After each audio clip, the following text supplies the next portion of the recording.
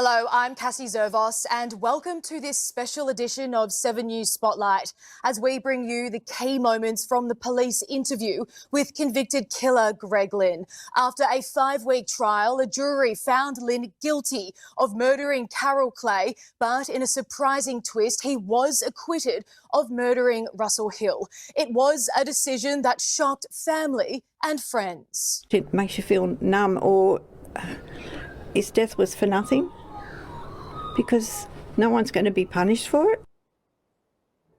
Greg Lynn has notified the court that he intends to appeal, but our focus in this special is on the police interviews, which have since been made public. With the help of criminal psychologist Tim Watson-Munro, we're going to go through the key moments and hear Greg Lynn's story in his own words. Tim, we have over 3 hours worth of police tapes. Why would Greg Lynn allow himself to be interviewed by police without a lawyer?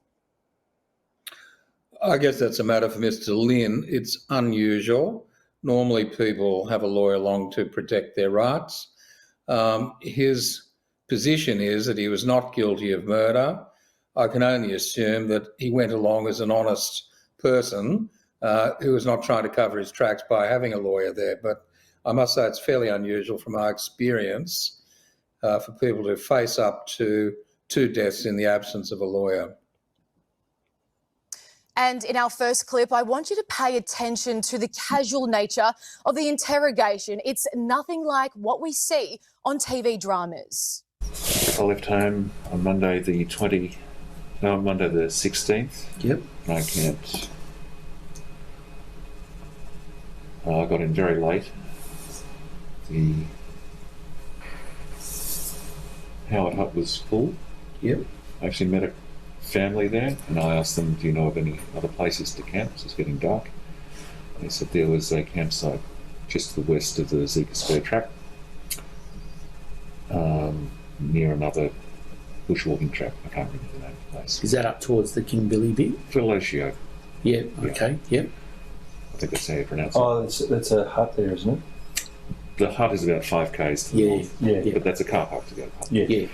And I stayed there that night. This family also told me that the Zika Spur track was heavily eroded, washed away, and that would be quite difficult to get down into Wonnangatta, which was my plan. So, Tim, this is a murder investigation. Why the casual approach? Well, Mr. Lynn's had a lot of time to rehearse his story. He's had a lot of time to get the facts, places, dates and times correct in his mind. And what comes through in that part of the interview is that he is endeavouring to maintain control of the narrative and to be fairly relaxed about it. Again, unusual. I mean, I've looked at hundreds of records of interviews, people being charged with murder or facing charges of murder. Generally, they say nothing, they remain silent, or they tend to be very uptight and anxious about the process, but certainly not in this situation with Mr. Lynn. And your first impressions of Greg Lynn, he does seem eager to tell his side of the story. He does. It's well rehearsed. Let's not forget there was a considerable period of time between his behaviour.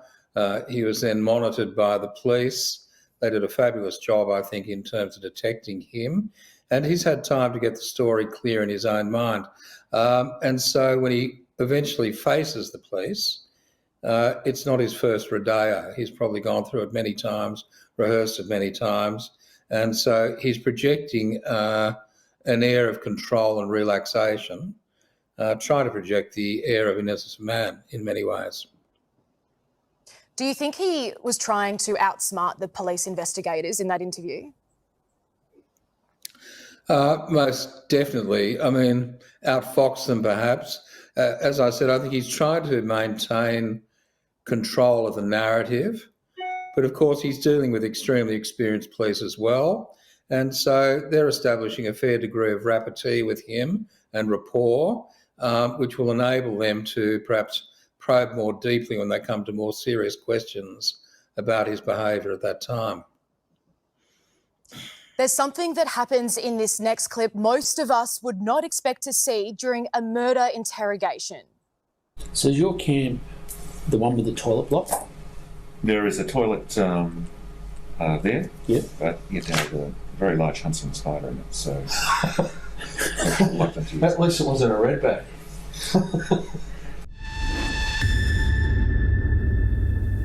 So why are detectives laughing with Lynn?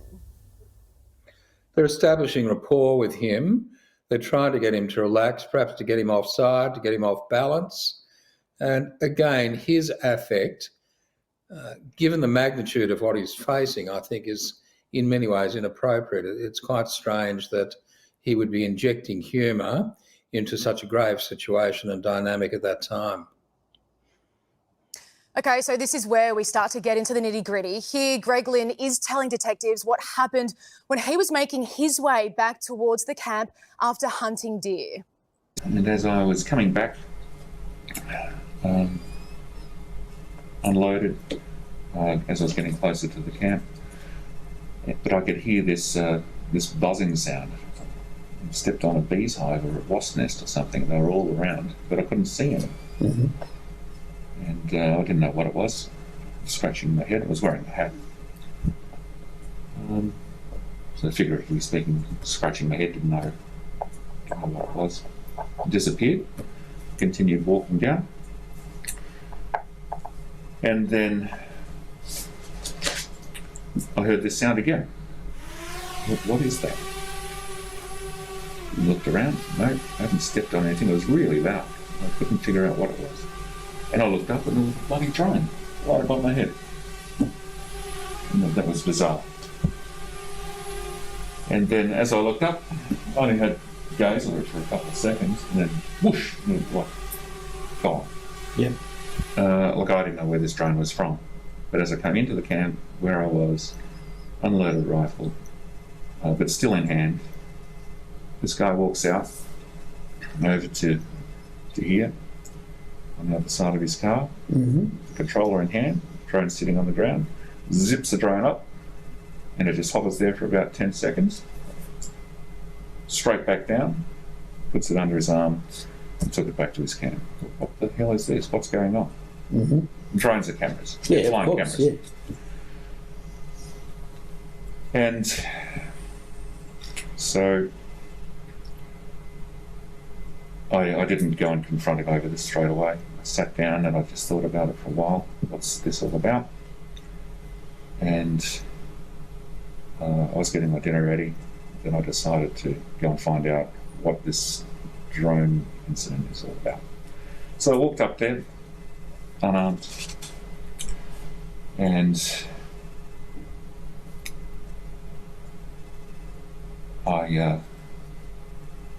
I asked him why he was using the drone, and he said that he didn't like deer hunters, and that he had some video footage of me now hunting, close to the camp. And I said I wasn't. I was right up the valley, but he's got pictures of me with the rifle in hand, close to the camp, and that he was going to take those pictures to the police. And I said that's just ridiculous. And he said, well, I could just say that you shot through the camp. And I didn't. But so I think the whole purpose of it was he just wanted me to go. Well, Tim, it seems he's really trying to set up Russell Hill as the aggressor here, doesn't it? It does, but again, he's so calm about it all. I doubt that they had a polite fireside conversation about the drone and all the rest of it. He's in control. He's got his visual props, he's got little maps and diagrams and so on. A very well-rehearsed performance, I would have thought. Next, Lynn explains how tensions between the two camps escalated, with Lynn taking petty revenge. Went back to my camp, had my dinner, and yes, I was annoyed. Didn't do anything about it, but I did turn the stereo up and played some loud music, which is a bit of a childish thing to do. And yeah, just to annoy me. He's going to annoy me like that. Just to annoy him back. And it was later that night, so after a couple of hours, I could hear some rustling around, and I looked up, and I could see Mr. Hill walking away from the car. He had the bathroom shotgun in his hands, and he had the magazine, which foolishly I had loaded there, and he walked back to his car, which is foolish, and I've broken the law. In that case, I should have had him locked up. He's come back here to his car around this side he was standing, and I came around here and I confronted him, give it back. You know, what are you doing? And he said he's going to take that to the police with him. And then when I advanced towards him, he had the magazine in the shotgun at this stage. He pulled the action back and he let a couple of rounds go into the air. I immediately ran around the back here, fearing that I might be going to cop the next one. And I waited. It was in shadow around here. It was dark. I didn't want to run back towards my car, because if he was going to, shoot me, then he would have had a clear shot. I then hear Mr. Hill coming around this side of the car, and so I kept under the shadow, and I moved in closer. Again, fearing that if I ran this way, I'd cop another one. I saw the barrel of the shotgun appear over the bonnet, and to try and disarm him, I jumped up, I grabbed the shotgun barrel with my right arm, pivoted around so I was facing him facing away from the bonnet of the car. I had the left hand on the stock, right hand on the barrel, and we wrestled. The shotgun was pointed over this way, and it was discharged. My hand was not on the trigger, it was on the barrel. Right hand, left hand on the stock, pushing up against him. You wouldn't let it go. It discharged.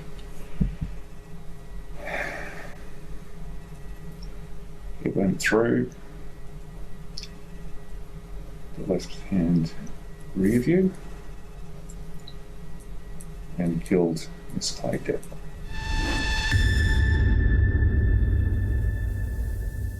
Tim, tell us about the retelling of his story. Not only does it seem bizarre, but it also seems very methodical. Very methodical, and it goes from 0 to 100 very quickly in terms of the earlier part of the interview. They'd had a bit of a discussion about the drone, people had gone their separate ways, and now he's talking about an apprehension that he was going to be shot, he had to sneak around in the bushes, and he was worried that as it eventuated, the deceased person was going to have a shot at him with a gun. Again, it speaks to rehearsal. It doesn't seem to be very spontaneous to me. He's very much in control of the narrative and the evidence at that time, and he's attempting to put through a convincing story where there's nobody to contraindicate that story. Tim, do you think his manner appears to be quite cold? I think it's detached. It lacks emotion. It doesn't reflect the gravamen of the situation. We're talking about two people who are deceased. He acknowledges that he was involved in their deaths.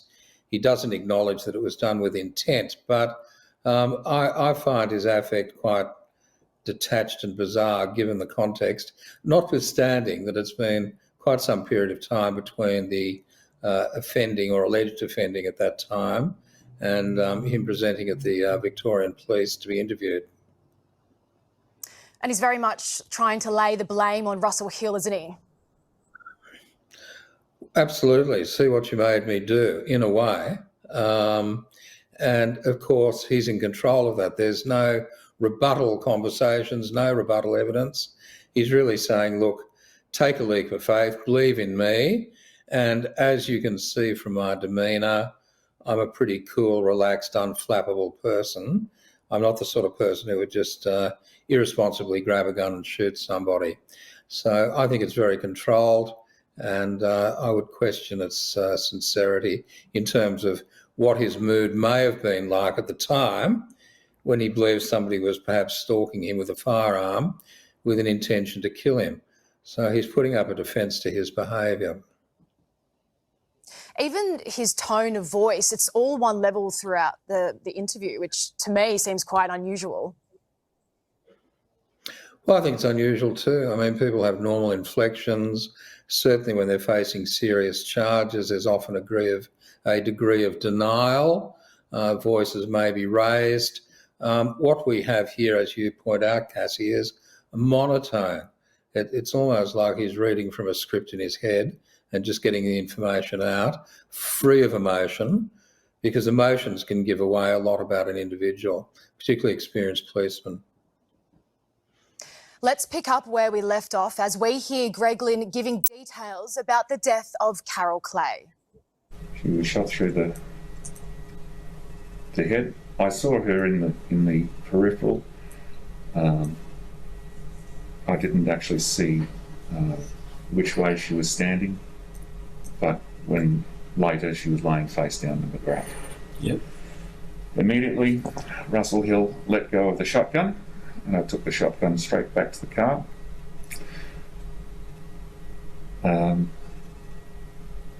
There was another round in the shotgun. I just discharged that to get rid of it straight away, moved the action, fired it up into the air, threw the gun into the bag, magazine out, magazine on the floor, and shut both doors, turned the music off. So he couldn't get at it again. As I turned around and coming back this way, in the meantime he had been with Miss Clay. He advances towards me with a knife in his right hand and a fist clenched in his left. He first takes a swing with his left hand. I blocked that. With his right hand, he takes a swing with the knife. I grabbed his wrist and with my left arm pulled over his right, and he pushed me over back onto the ground, and the knife went into his chest. We rolled over and I got off him. He crawled a little bit and then he stopped me.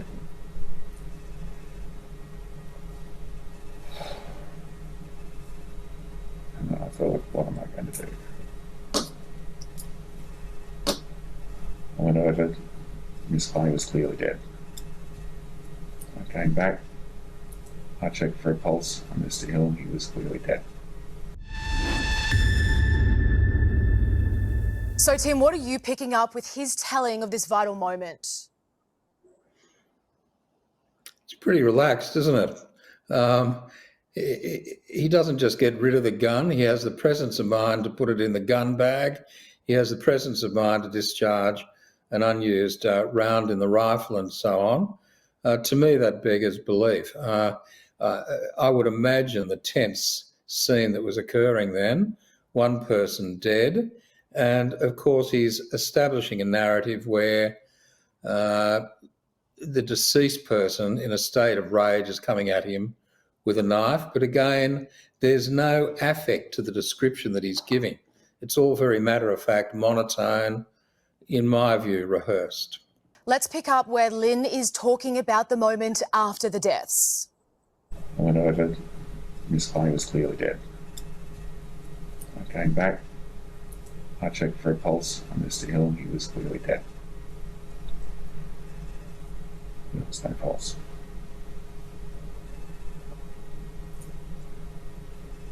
And from here, I panicked. And I thought,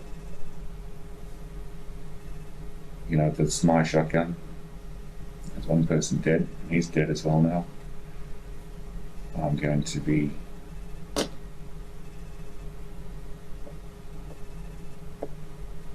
found guilty of this, and I tried to cover everything up.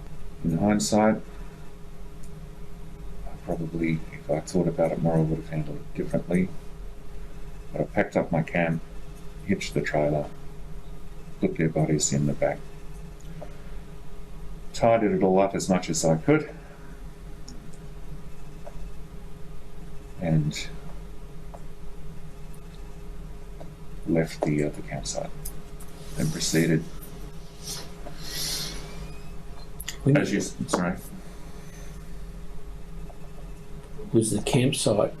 Yes, I've burnt that attempt. Yeah. Okay. Yep, there was. Yes, it was to cover evidence. I thought I was going to get blamed for this, as I am. and I tried to remove as much evidence as I could. It was very messy, and that's why I put the tables and things inside the tent. Yep. And the gas bottle, I put that in the tent as well. Mm-hmm. And packed everything up, and as I left the fire, which was started with just a little bit of petrol.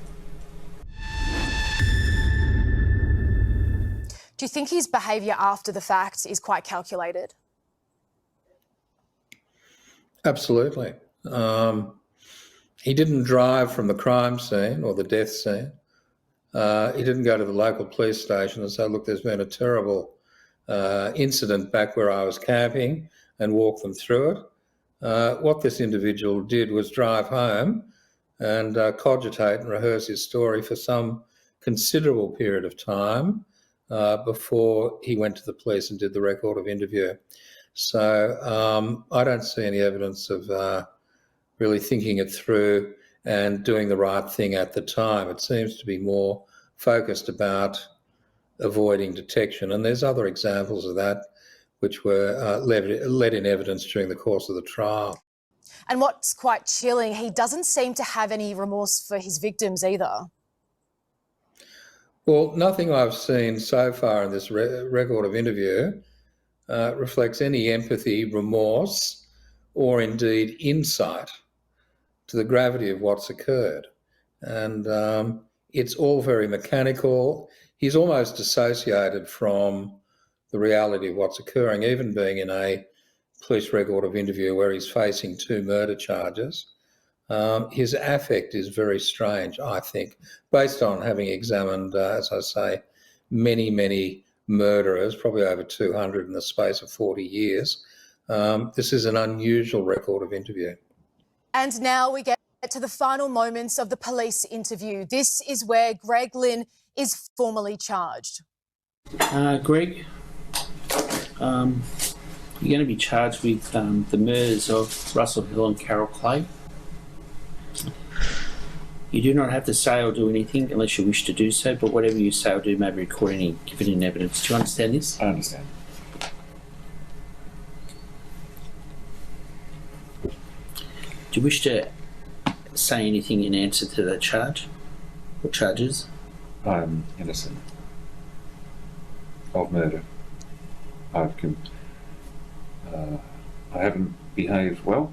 I've made some poor decisions. But murder, as I understand it, I am innocent of.